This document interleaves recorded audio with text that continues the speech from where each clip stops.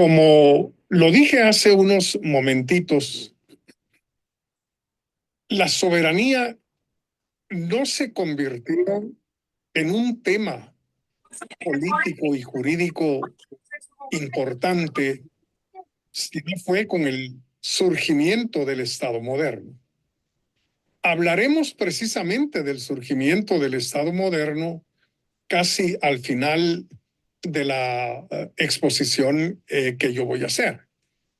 Por el momento, lo que yo deseo es señalar, recordar aquí, compartir con ustedes que el principio de la soberanía popular empezó precisamente a plantearse, por lo menos a un nivel eminentemente teórico, hacia el siglo XIII y el siglo XIV, como lo vamos a ver, ¿verdad? Durante el periodo anterior, que es el periodo medieval, se mantuvo la idea, por una parte, de un poder soberano de carácter espiritual y la idea de un poder soberano de carácter eminentemente terrenal. Es decir, el pensamiento medieval aceptó pues perfectamente bien que el liderazgo de carácter espiritual le pertenecía al representante, digamos, de Jesucristo en la tierra, al líder, digamos, espiritual del cristianismo, aparte de el poder soberano de carácter terrenal que convenía al gobernante de turno, cualesquiera que éste fuera, y prácticamente cualesquiera que fuera la forma que el gobierno terrenal llegara a tener. Pero también hay que recordar que durante el periodo medieval, esos dos poderes soberanos, sobre los cuales no había otro, pues bueno, se dio una tendencia, digamos, a unificar eh, ambas soberanías, la espiritual y la terrena, ¿verdad? Desde el punto de vista, digamos, pagano, el emperador, el gobernante, el príncipe, el rey, Recording in progress. no solo gobernaba sobre los hombres, sino que también tenía una figura, digamos, por decirlo así, de carácter religioso, en este caso, una especie de sumo pontífice, ¿verdad? De tal manera que uniendo, digamos, el poder temporal con el poder espiritual desde el punto de vista de las religiones paganas, pues bueno, a eso se le denominó césaropapismo, ¿verdad? La unión de la figura del César como emperador y la unión del Papa como la autoridad espiritual máxima. Pero también hay que decir que desde el punto de vista cristiano, durante el período medieval también se dio algo similar, donde la autoridad espiritual del máximo pontífice cristiano, pues llegó también a unirse a el poder sobre los hombres sobre la faz de la tierra. Y a esto pues se le conoce en términos generales como sacerdotalismo, o también se le conoce como una mezcla entre el papismo y el gobierno del César. Pero entonces la cuestión de la soberanía no tenía nada que ver con la gente, no tenía nada que ver con la nación, porque el Estado todavía no había surgido como tal, no tenía realmente un significado auténticamente jurídico. Pero una vez que la época medieval entró en una verdadera crisis por muchas razones, sobre todo a comienzos del siglo XIV, aparecieron pues ya las primeras señales de fisura, las primeras señales de divisionismo dentro de la misma doctrina del sacerdotalismo. en el sentido de que había líderes de carácter eminentemente espiritual que no estaban de acuerdo con que la iglesia invadiera el ámbito de lo terrenal y de lo político, porque se trataba, según, digamos, estos teólogos, estos hombres religiosos, de una mezcla que no correspondía al espíritu del evangelio, al espíritu, digamos, del cristianismo, para decirlo en una sola palabra. Pero también hubo pensadores, filósofos, en fin, que no estaban de acuerdo con que el poder terrenal se mezclara con las cuestiones religiosas, es decir, adoptando una especie de secularismo, para decirlo en una sola palabra, ¿verdad? Y al final del siglo XVI, prácticamente lo jurídico, legal, pues llegó a acentuarse enormemente y entonces se aceleró el proceso de secularización. Eh, Se llegó entonces a la división de los poderes de la Iglesia y del Estado, al punto de transformar entonces la idea de la soberanía popular que hasta ese momento se venía dando y la cual vamos a examinar precisamente a continuación, ¿verdad? En ese sentido, existen o existieron durante los siglos XIII y XIV dos teorías acerca de la soberanía popular. Una se denomina la teoría ascendente y la otra la teoría descendente de la soberanía popular. En el caso de la teoría ascendente de la soberanía popular, aquí tenemos que traer a colación el pensamiento de Tomás de Aquino. Y se le llama teoría ascendente porque, aunque se reconoce de parte de Tomás de Aquino que es el pueblo el soberano, sin embargo, en el momento en que surge un gobernante o el pueblo decide darse a sí mismo un gobernante, entonces la gente deja realmente de ser poseedora de la soberanía, renunciando a ella y delegándosela al gobernante. De tal modo que el soberano viene a ser, para el pensamiento de Tomás de Aquino, el gobernante, el monarca. Es indudable que Tomás de Aquino fue un defensor del monarquismo, porque así como existe un solo Dios que gobierna el universo sin que nadie le dispute poder ni autoridad, de la misma manera pensaba Tomás de Aquino, debe ocurrir también en la sociedad.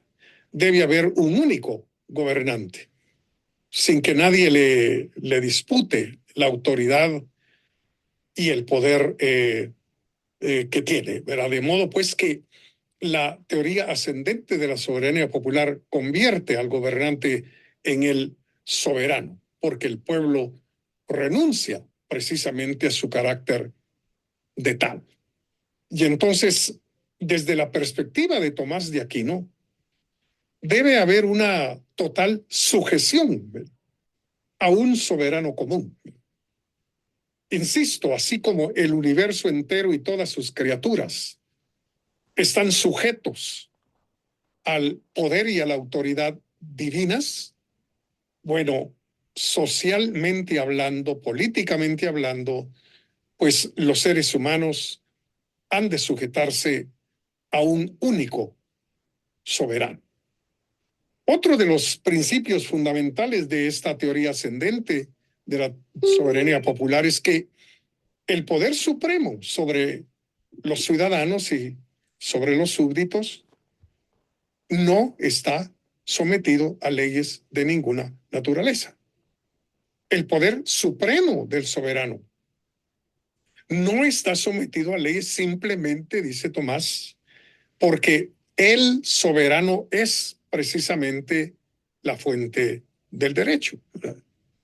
Con esta propuesta, pues es obvio que tenemos aquí a un autor que sostiene la idea de que prácticamente el derecho realmente y la ley no existen antes de la existencia del soberano gobernante. Él es la fuente del derecho, él es la fuente de la ley, ejerciendo de esa manera su soberanía. Ese es realmente el atributo principal de la soberanía desde la perspectiva de Tomás de Aquino. Esta idea, creo yo, que sigue permaneciendo el día de hoy en el concepto de soberanía que se maneja, digamos, en el tiempo actual. Creo que pudimos detectar de algún modo esa característica de la soberanía en el trabajo que leímos para el día de hoy, ¿verdad? La cuestión de la soberanía en los inicios del siglo XXI, la capacidad de darse leyes, ¿verdad? Que Tomás de Aquino, insisto, pues coloca en manos del soberano gobernante. Y una tercera cuestión, digamos, de la soberanía según Tomás de Aquino, es que es el poder realmente que tiene el gobernante de dar leyes a los ciudadanos. Por un lado, en forma colectiva, pero también a nivel de la vida individual, sin el consentimiento de un superior, ni siquiera de un igual, porque no existe un igual, y menos alguien inferior. Según Tomás de Aquino, esto es importante porque esa fuente de autoridad debe tener un carácter indivisible, indisputable, indiscutible. Entonces, la teoría ascendente, digamos, de Tomás de Aquino dominó prácticamente durante todo el siglo XIII y los principios del siglo XIV, ¿verdad? Y Tomás de Aquino, pues, no era, digamos, promotor de la idea de eliminar o de quitar al gobernante, aunque fuese un mal gobernante. Aun cuando estuviera haciendo las cosas muy mal y tratando muy mal al pueblo, según Tomás, no era conveniente pensar ni siquiera pensar en quitarlo, ¿verdad? Porque Tomás pensaba que el mal gobernante lo tiene la gente por algún mal comportamiento, por algunos pecados que hayan cometido, y entonces aquí lo único que queda es arrodillarse, encomendarse al Creador y pedirle a Dios que tenga misericordia. Pero no solo eso, no solo porque el mal gobernante puede ser producto, digamos, de los pecados de la gente, sino porque pensaba Tomás de Aquino también que si se le mataba, si se le eliminaba incluso físicamente, pues el que viniera después iba a portarse peor aún, para que no le pasara lo mismo que le había sucedido a su antecesor. Entonces, Marsilio de Padua, perdón, Tomás de Aquino, ¿sí? Tomás de Aquino, pues simple y sencillamente no aceptaba, digamos, la idea de quitarse de encima, como lo decimos, a un mal gobernante por las razones que ya expusimos. Ahora bien, en el siglo XIV se da un cambio muy grande en relación con la teoría de la soberanía popular, sobre todo con el pensamiento de este filósofo italiano Marsilio de Padua, fallecido en 1343, en la mitad del siglo XIV. Marsilio fue un gran intelectual, autor de tratados políticos, estrictamente hablando políticos, y que con esto pues inauguró un ámbito teórico intelectual que antes no existía. Hoy le llamamos a todo eso ciencias políticas, pero eso realmente no, la gente no tenía ni idea realmente de lo que era eso, ¿verdad?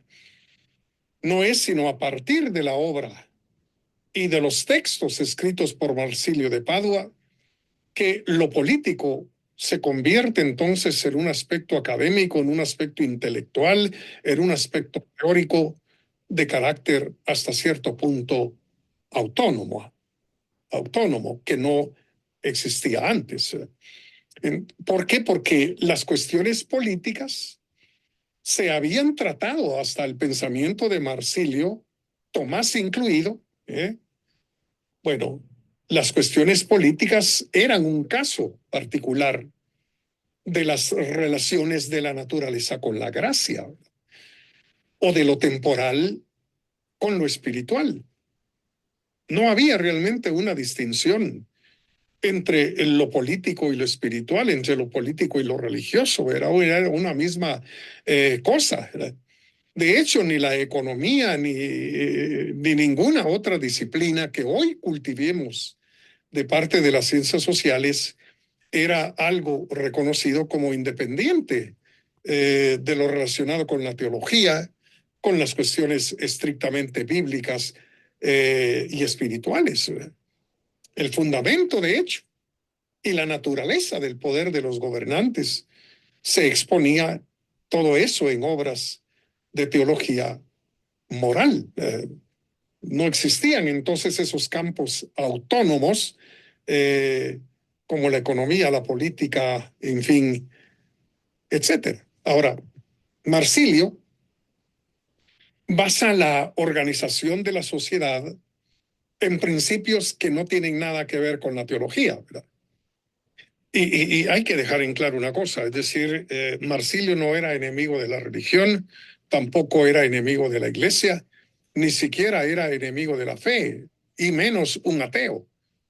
Pero sí era, digamos, un hombre suficientemente inteligente como para darse cuenta que los principios teológicos no pueden ser los valores sobre los que descanse y se organice en general la vida de los hombres en sociedad. Dicho de otro modo, Marsilio construye en realidad un discurso eminentemente racional de lo que hoy llamaríamos ciencia política. En este caso, Marsilio no solo supera a Tomás del siglo anterior, sino que supera también a San Agustín en el siglo IV de la era cristiana, eliminando cualquier relación que pudiera haber entre el poder del gobernante y los pecados de la gente. Porque si bien es cierto, como ya lo dijimos, Tomás de Aquino establecía una relación entre el mal gobernante y el pecado de la gente, pues eso ya venía dándose desde el siglo IV con el pensamiento de San Agustín.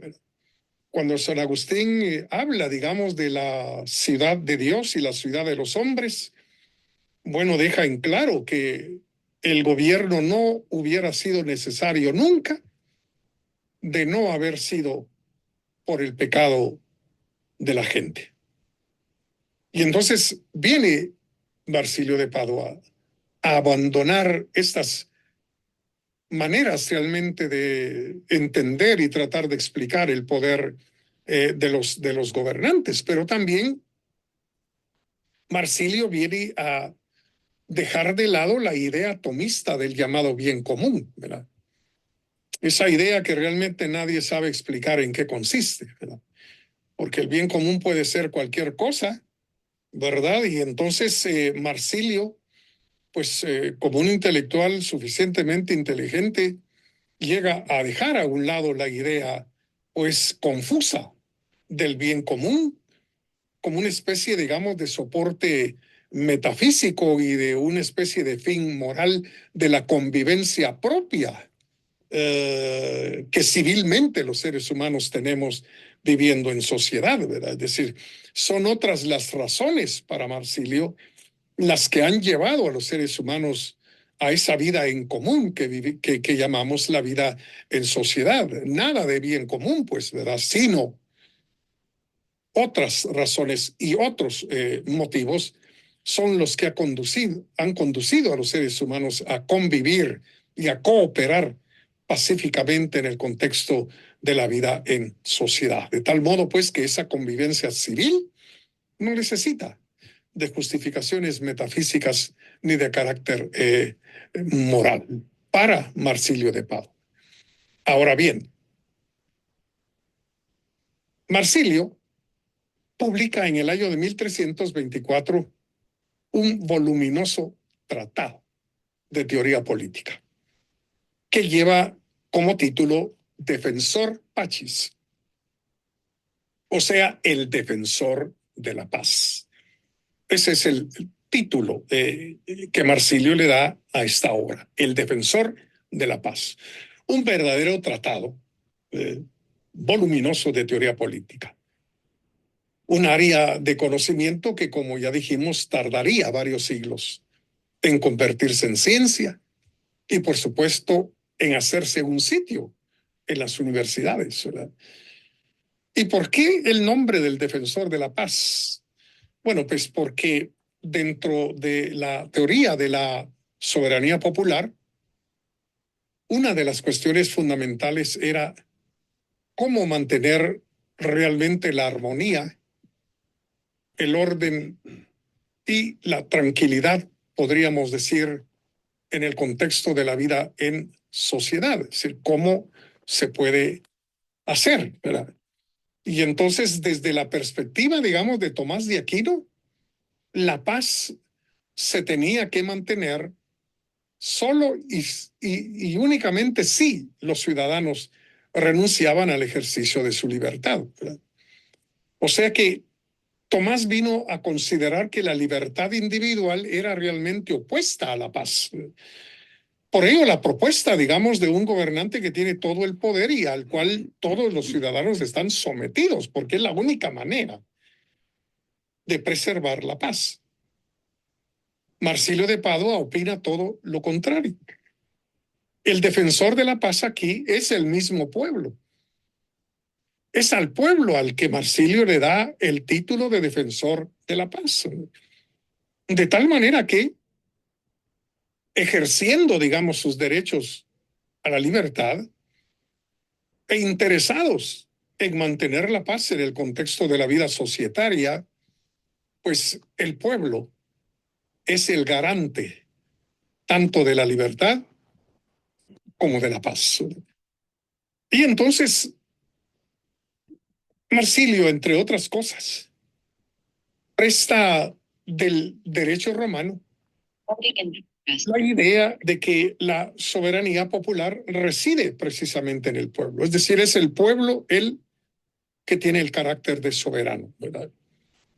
Sin embargo, agrega otra cosa, muy diferente al pensamiento de Tomás de Aquino. El pueblo, dice Marsilio, es realmente el legislador. Si para Tomás el legislador es el gobernante con todo su poder, para Marsilio el verdadero y auténtico legislador es el pueblo. El pueblo no tiene realmente por qué reunirse para hacer leyes. El pueblo realmente ha venido generando principios de legalidad a lo largo del tiempo, por un proceso, podríamos decir, de ensayo y error. Entonces, el pueblo es realmente quien es el autor de la ley, de lo jurídico, ¿verdad? Y entonces, como verdadero y auténtico soberano, como legislador, lo que el pueblo hace es transmitir y delegar libremente su soberanía al gobernante, pero sin renunciar a ella. Esta es una diferencia muy grande con Tomás de Aquino, ¿verdad? porque como ya lo vimos con Tomás, el pueblo deja de ser el soberano y se convierte en soberano el gobernante. No, aquí hay una delegación de soberanía. Es decir, se puede reconocer, digamos, en el gobernante un cierto tipo, una cierta clase, digamos, de soberanía, pero por delegación. Es decir, el pueblo no renuncia a seguir siendo, como lo es para Marsilio, el legislador y el auténtico soberano.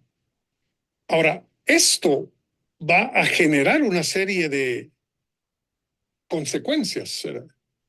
Para empezar, señalemos que Marsilio rechaza la pretensión del clero en ese momento de que las leyes deberían recoger lo que está bien y lo que está mal según la llamada ley natural, ¿verdad? ¿Y por qué Marsilio realmente está en contra de que el clero sea realmente el intérprete de las leyes según la ley natural? Bueno, porque el clero tiene la pretensión y se basa en la pretensión de que nadie puede interpretar la llamada ley natural mejor que ellos. Entonces, la idea realmente de Marsilio es que la ley es resultado de un descubrimiento a lo largo de un largo proceso histórico de parte de la gente.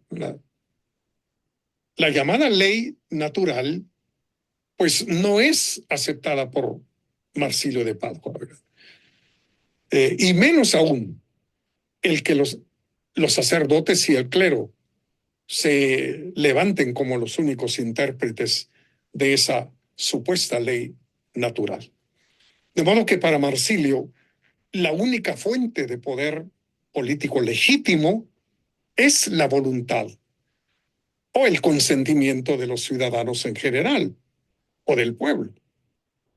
Por eso es que a la teoría de Marsilio se le denomina la teoría descendente de la soberanía popular, porque no viene de abajo hacia arriba, sino al contrario, ¿verdad? Es decir, es el pueblo realmente el que mantiene la soberanía. Si el gobernante es reconocido con cierta soberanía, es precisamente porque su base, su razón de ser, está precisamente en la soberanía popular, la soberanía del pueblo, la soberanía de la gente, para decirlo en una sola palabra. De modo que para Marsilio de Padua, toda jurisdicción es una concesión, ¿no? Y por supuesto tiene el carácter de irrevocable. De tal manera que, contrario, digamos, a Marsilio de Padua, o perdón, contrario a Tomás, corrijo, contrario a Tomás de Aquino, Marsilio sí está de acuerdo con que la gente, con que el pueblo, siendo soberano, puede quitar no solo a cualquier funcionario, sino al mismo gobernante si no está haciendo lo que realmente tiene que hacer, ¿verdad? Por supuesto, los seguidores del pensamiento de Marsilio llegaron a justificar incluso el tiranicidio, ¿verdad? Es decir, si el gobernante se convierte en un tirano, en un gobernante insoportable y malvado, y no hay otra manera de quitarlo más que matándolo, pues hay que proceder, ¿verdad? Porque no hay realmente para dónde, ¿verdad? Esto es la teoría descendente de la soberanía popular, ¿verdad? ¿Por qué? ¿Por qué estas ideas? Bueno, porque el gobernante, según Marsilio de Padua, cumple una simple labor instrumental, ¿verdad? Dado que únicamente se encarga de hacer cumplir aquello que ha sido legislado precisamente por la experiencia del pueblo mismo, ¿verdad? Y aquí es donde el concepto de mandatario surge como una idea de que el mandatario lo es no porque mande, ni porque dicte órdenes, al contrario, es mandatario porque ha sido mandado, porque tiene órdenes que cumplir. de parte del soberano, que es el pueblo.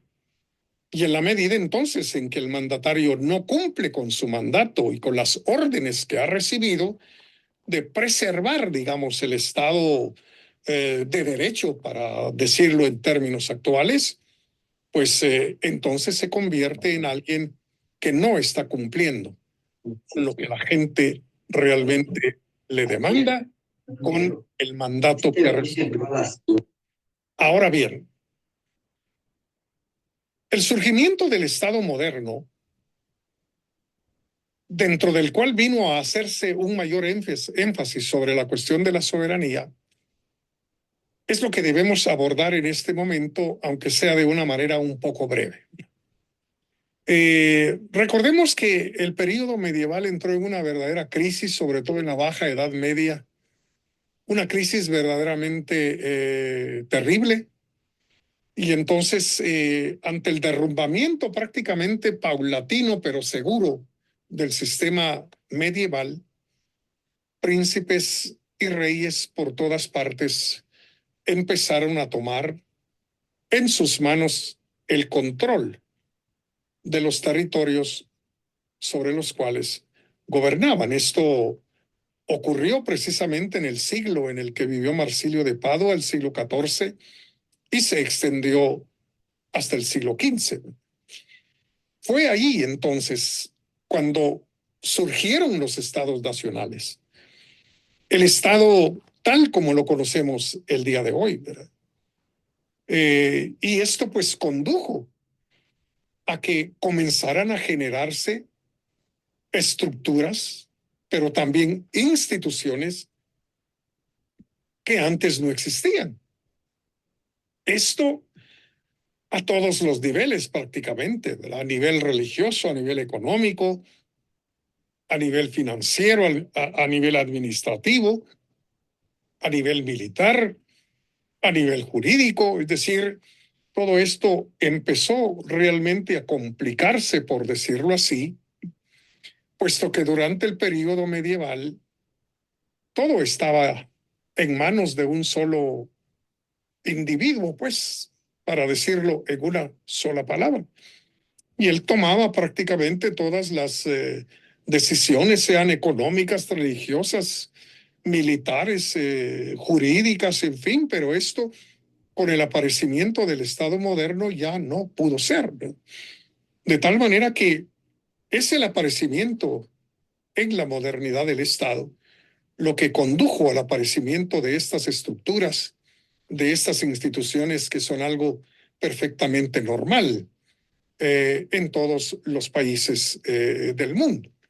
Ahora, no debemos olvidar aquí el papel que jugó la Reforma Protestante en el aparecimiento del Estado moderno, porque recordemos que aunque Lutero no tenía intenciones políticas de ninguna naturaleza, no tenía intenciones, digamos, de transformar tampoco el sistema jurídico, ni el sistema económico, ni la administración, digamos, gubernamental, ni el tipo, ni la clase de gobiernos, es decir, todo eso estaba fuera de los intereses de Martín Lutero.